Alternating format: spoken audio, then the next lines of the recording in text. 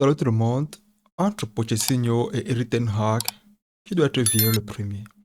Déjà, il faut essayer de regarder ce qui se passe avec les deux coachs pour essayer de voir exactement celui qui présente le plus grand problème. Celui qui a eu plus de temps de jeu, celui qui a plus de temps de jeu cette saison et celui qui aura encore potentiellement de l'avance sur l'autre si c'est que les choses ne changent pas. Déjà, commençons par Mauricio Pochettino. Pochettino est arrivé cet été, n'a pas encore eu à démontrer son apport dans l'équipe. Pourquoi? Parce que Chelsea, Pourquoi? Parce que Chelsea, l'année dernière, était toujours parmi ses membres de la deuxième partie du tableau, c'est-à-dire en bas de la 10e position, 12e position ou 13e position pour être plus précis. Cette année encore, ils s'y retrouvent après 16 journées. En championnat, ils ont 19 points. Et avec les matchs à domicile qui n'arrivent pas à gérer, même les matchs à l'extérieur qui n'arrivent pas à gérer, mais quand tu regardes Chelsea aujourd'hui, avec leur feuille de match, tu te rends compte qu'ils ont plus de temps pour mieux s'adapter et mieux affronter les équipes qui arrivent chaque week-end. Mais pourtant, ça ne donne pas exactement ce qu'il faut. La question est la suivante. Qu'est-ce qui ne marche pas? Pour répondre à cette question, les amis, il faut essayer de voir exactement où veut en venir le coach avec sa formation. Déjà, quand le coach proposait les joueurs qu'il voulait dans sa liste, dans sa feuille de match, quand tu regardes les joueurs comme Caicedo, tu regardes les joueurs comme Enzo Fernandez, tu regardes les joueurs comme Zizazé, tu regardes les joueurs comme Miric, Nicolas Jackson, euh, tellement de joueurs qui sont arrivés au club et beaucoup de sont partis. Je ne vais pas me focaliser sur les joueurs qui sont partis, mais je vais plus regarder les joueurs qui sont restés. La pièce maîtresse de ce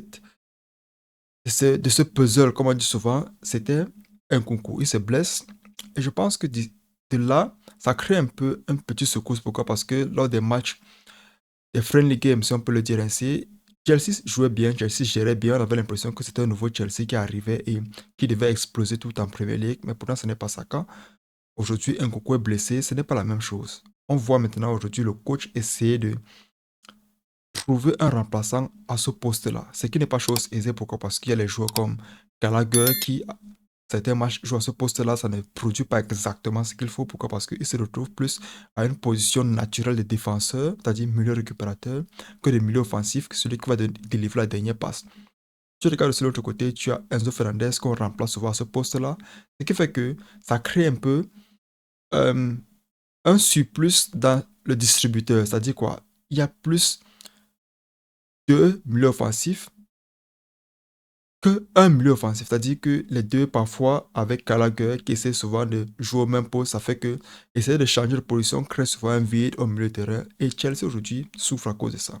La plupart des matchs gagnés de Chelsea, c'est surtout avec l'apport offensif de Sterling, l'apport offensif de Cole Palmer et tout et tout. Mais quand tu regardes Chelsea en général, Chelsea souffre non pas seulement parce que le coach ne trouve pas un remplacement à un concours, mais parce que la tactique n'est pas exactement cette tactique-là qui peut amener un club de la classe de Chelsea à menacer de certains clubs. Je prends juste un exemple avec le style de jeu. Ils ont un style de jeu centré sur les avant-centres. C'est-à-dire quoi? Ceux-là qui ont de la vitesse. Je parle bien sûr ici de Modric et je parle aussi de Sterling. Mais quand le ballon n'arrive pas à ces joueurs-là, Chelsea essaie de trouver les balles dans les intervalles. Mais pour ça, il leur faut un milieu offensif qui peut porter le ballon et percer pour essayer de rapprocher la défense adverse et donner le ballon dans les intervalles. Mais ça ne donne pas. Pourquoi? Parce que il n'y a donc pas ce 10-là. Donc deuxième question, c'est est-ce que réellement un Nkunku, en revenant à Chelsea, va pouvoir changer la donne? Pour répondre à cette question, il faut voir est-ce que Nkunku pesait vraiment à Leipzig. Parce que quand Nkunku quitte Leipzig, il y a un remplacement pour lui. La réponse est très vite trouvée. Pourquoi? Parce qu'aujourd'hui, on a ce jeune qu'on appelle euh, Xavi Simons qui remplit parfaitement ce rôle-là. C'est-à-dire c'est un joueur qui peut venir demander le ballon, amener la défense, lui fait des dribbles, envoyer les passes techniques, tactiques, qui peut tirer de loin.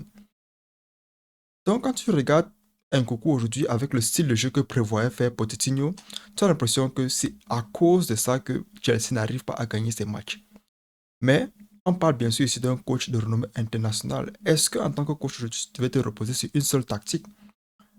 Je pense que c'est un peu trop dit. Pourquoi? Parce que se reposer sur une seule tactique et après changer les joueurs que tu n'avais même pas compté, utiliser pour ce poste-là et essayer ces joueurs à ce poste-là, ça fait aujourd'hui que tu te retrouves à cette place de championnat. Maintenant, retrouvons Erik ten Hag de son côté. Erik ten Hag aujourd'hui, ça fait 2 ans qu'il est à Manchester United. Et depuis ces 2 années, il a déjà été quatrième de l'année dernière en Premier League. Aussi parce que il y a eu le départ de Cristiano Ronaldo. Ça, c'est leur dit. Ça a fait en sorte que le club est un boost. Ça a fait en sorte que le club joue différemment. Essayons d'accepter ce fait, essayons de voir est-ce que ça marche encore aujourd'hui. Avec 16 matchs en championnat, ils sont, je pense, 6e ou 7e. Ça veut dire qu'ils s'accrochent toujours. C'est mieux que ce que fait Chelsea. Ça veut dire qu'ils s'accrochent toujours. Et quand tu regardes la feuille de match de Manchester United, tu vois bien que ils ont les matchs et aujourd'hui en Premier League, ils ont les matchs et en Coupe, ils ont aussi les matchs en Champions League. Ce qui fait que le club a un calendrier très serré. Mais cela n'empêche, la plupart d'autres clubs ont aussi un calendrier très serré, mais ils arrivent toujours à performer parfaitement. Mais quand tu regardes aujourd'hui Manchester jouer, la plupart des analystes disent qu'ils n'ont pas de fond de jeu. Qu'ils n'ont pas de fond de jeu. Quand tu regardes Manchester, tu ne peux pas vraiment décrire comment ils jouent. La plupart du temps, tu vois Bruno Fernandes chuter de sa position de milieu offensif, rentrer, prendre le ballon sur les pieds de soit de Evans, soit de n'importe quel défenseur qui va jouer et repartir avec. Ce qui fait que quand Manchester a cette possibilité, c'est quand Manchester établit ce style de jeu-là, c'est-à-dire faire revenir un milieu offensif, celui-là qui est censé donner la passe, faire revenir ce milieu offensif à milieu récupérateur pour essayer de relancer le ballon, ça fait que le défenseur adverse n'a plus besoin de tellement souffrir pour contrer l'avancement. Pourquoi? Parce qu'il voit le ballon venir. Oh, je pense que ce n'est pas ce que Ten Hag veut. Et aussi Ten Hag aujourd'hui, avec les dires, comme il faut le préciser, le vestiaire n'est pas avec lui, le vestiaire n'est pas derrière lui. Et ça peut se comprendre pourquoi, parce qu'ils ont aussi, euh, les joueurs entre eux sont amis, ils sont frères. Donc, quand vous laissez un joueur comme Sancho, qui est un Anglais, à l'extérieur du club, et que vous le faites jouer, vous l'humiliez en le faisant jouer avec la deuxième division, quel que soit ce qu'il a fait, je pense que le mature ici et le patron, le papa du club, c'est Erik ten Hag. Donc, c'est à toi d'amener le joueur vers toi, d'appeler le joueur vers toi et de lui, non pas seulement le gronder, mais aussi lui faire comprendre certaines choses. Aujourd'hui, le vestiaire n'est pas avec toi et quand on voit comment même Casemiro ne veut pas jouer, pourquoi? Parce que créer les blessures, c'est facile. Le motif, c'est la blessure, mais Casemiro ne veut pas jouer. Varane n'est pas au stade. Aujourd'hui, même Luke Shaw, la défense centrale, on se pose la question, est-ce que c'est parce que les joueurs ne veulent pas jouer ou bien c'est parce que tu n'as pas confiance à ces joueurs-là, à ces postes, que tu essaies de faire des changements? Quand tu regardes aujourd'hui l'avant-centre, aujourd'hui à Manchester United, il y a eu beaucoup d'avant-centre. Ces 2 dernières années seulement, il y a eu tellement de modifications. Il y a eu Weghorst qui était là, il y avait Cristiano Ronaldo qui était là, il y avait Anthony Martial qui est là et il se blesse généralement. Aujourd'hui, Højlund. Mais pourtant, personne n'arrive toujours, parfois même Rashford en pointe, mais pourtant personne n'arrive toujours à avoir ce ratio de buts là qu'a peut-être la moitié de Erling Haaland, qu'a peut-être Salah, qu'a peut-être Saka, qu'a peut-être même, euh, comment on appelle ce jeune, Gabriel Jesus, qui était même blessé, qui revient, qui performe bien. Mais tu as l'impression que les attaquants à Manchester United n'ont pas vraiment cette place-là d'attaquant important. Pourquoi? Parce que parfois, c'est même le milieu de terrain, Marc Tomine, qui vient marquer les buts, Bruno Fernandes, dernièrement avec un très beau but de la part de Garnacho. Tu as l'impression que Manchester United est en train de développer un style de jeu propre à eux-mêmes, mais un style de jeu, on se pose la question de savoir est-ce que c'est Ten Hag qui instaure ça, ou bien est-ce que ce sont les joueurs eux-mêmes qui n'arrivent pas à suivre ce que le coach demande.